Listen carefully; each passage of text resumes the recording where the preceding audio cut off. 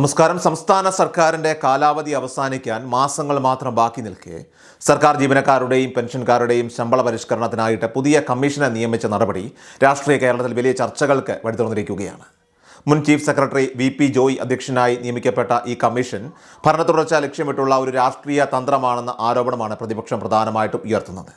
സർക്കാരിൻ്റെ അവസാന നാളുകളിൽ ഇത്തരമൊരു കമ്മീഷനെ പ്രഖ്യാപിക്കുന്നത് ജീവനക്കാരുടെ ഇടയിൽ താൽക്കാലികമായ ഒരു പ്രതീക്ഷ ജനിപ്പിക്കാനായിട്ട് മാത്രമാണെന്നും സാമ്പത്തിക പ്രതിസന്ധി രൂക്ഷമായ ഈ ഘട്ടത്തിൽ പ്രഖ്യാപനങ്ങൾ നടപ്പിലാക്കാൻ ഖജനാവിൽ പണമില്ലെന്നുമാണ് വിമർശനം. എന്നാൽ ഇത് ജീവനക്കാരോടുള്ള സർക്കാരിൻ്റെ കരുതലാണെന്നും തിരക്കുകൾക്കിടയിൽ സംഭവിച്ച ചെറിയ കാലതാമസം മാത്രമാണിതെന്നുമാണ് ഭരണപക്ഷത്തിൻ്റെ വാദം. ശമ്പള പരിഷ്കരണവുമായി ബന്ധപ്പെട്ട് ധനകാര്യമന്ത്രി നൽകിയ വാഗ്ദാനങ്ങളും പുറത്തിറങ്ങിയ ഔദ്യോഗിക ഉത്തരവും തമ്മിലുള്ള വൈരുദ്ധ്യം ഭരണനിർവഹണത്തിലെ പാളിച്ചയായി ചൂണ്ടിക്കാണിക്കപ്പെടുന്നു.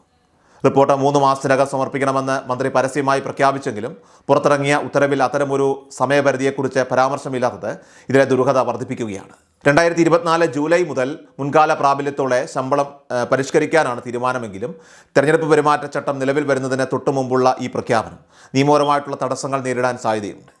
വോട്ടെടുപ്പിന് മുൻപ് റിപ്പോർട്ട് വാങ്ങി പരിഷ്കരണം നടപ്പിലാക്കുമെന്ന് സർക്കാർ അവകാശപ്പെടുമ്പോഴും സാങ്കേതികമായിട്ടുള്ള നൂലാമാലകൾ ഇതിനെ ബാധിക്കുമോ എന്ന ആശങ്ക ജീവനക്കാർക്കിടയിൽ ശക്തമാണ്. സംസ്ഥാനം ഇപ്പോൾ കടുത്ത സാമ്പത്തിക പ്രതിസന്ധിയിലൂടെയാണ് കടന്നു പോകുന്നതെന്ന് പ്രതിപക്ഷ നേതാവ് വി.ഡി. സതീശൻ ഉൾപ്പെടെയുള്ളവർ ആവർത്തിക്കുമ്പോഴും സർക്കാർ അത് പൂർണ്ണമായിട്ട് നിഷേധിക്കുകയാണ്. ഖജനാവ് ശൂന്യമാണെന്ന ആരോപണങ്ങളെ പ്രതിരോധിക്കാൻ സർക്കാർ ഉയർത്തുന്നത് നവകേരള സദസ്സ്, ആഗോള അയ്യപ്പ സംഗമം, വിവിധ കോൺക്ലേവുകൾ എന്നിവയ്ക്കായിട്ട് ചിലവാക്കുന്ന കോടിക്കണക്കിന് രൂപയുടെ കണക്കുകളാണ്. സാമ്പത്തിക ബുദ്ധിമുട്ടുണ്ടെങ്കിൽ ഇത്രയും വിപുലമായിട്ടുള്ള പരിപാടികൾ എങ്ങനെ നടത്താനായിട്ട് കഴിയുമെന്ന ചോദ്യമാണ് ഭരണകൂടം ഇവിടെ ചോദിക്കുന്നത്.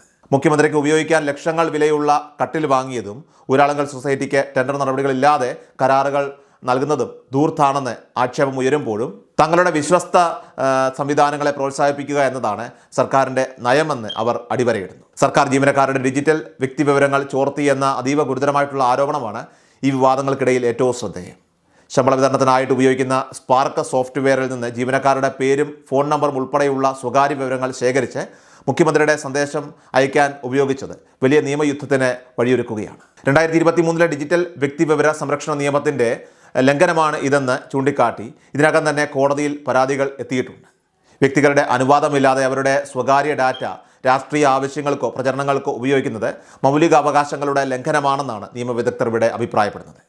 ഏകദേശം 77 ലക്ഷത്തോളം വരുന്ന ആളുകളുടെ വിവരങ്ങളാണ് ഇത്തരത്തിൽ സ്പാർക്കിൽ നിന്നും മറ്റും ശേഖരിക്കപ്പെട്ടിരിക്കുന്നത്. ഇതിൽ 62 ലക്ഷത്തോളം ക്ഷേമ പെൻഷൻകാരും 5.5 ലക്ഷം സർക്കാർ ജീവനക്കാരും 10 ലക്ഷത്തോളം സ്ത്രീകളും ഉൾപ്പെടുന്നുണ്ട്. ഓരോ വ്യക്തികളെയും പേര് വിളിച്ച് അഭിസംബോധന ചെയ്തുകൊണ്ടുള്ള മുഖ്യമന്ത്രിയുടെ സന്ദേശം ഒരു ഡിജിറ്റൽ വിപ്ലവമായി ഭരണപക്ഷം ഇവിടെ ആഘോഷിക്കുമ്പോഴും അത് ജനങ്ങളുടെ സ്വകാര്യതയിലേക്കുള്ള കടന്നുകയറ്റമാണെന്ന് എതിർപക്ഷം ഇവിടെ ആരോപിക്കുകയാണ്. IAS, IPS ഉദ്യോഗസ്ഥർക്ക് പോലും ഇത്തരത്തിൽ സന്ദേശങ്ങൾ ലഭിച്ചത് ഭരണ സംവിധാനത്തിൻ്റെ രാഷ്ട്രീയവൽക്കരണത്തിൻ്റെ ഉദാഹരണമാണെന്ന് വിമർശകർ ഇവിടെ ചൂണ്ടിക്കാട്ടുന്നു.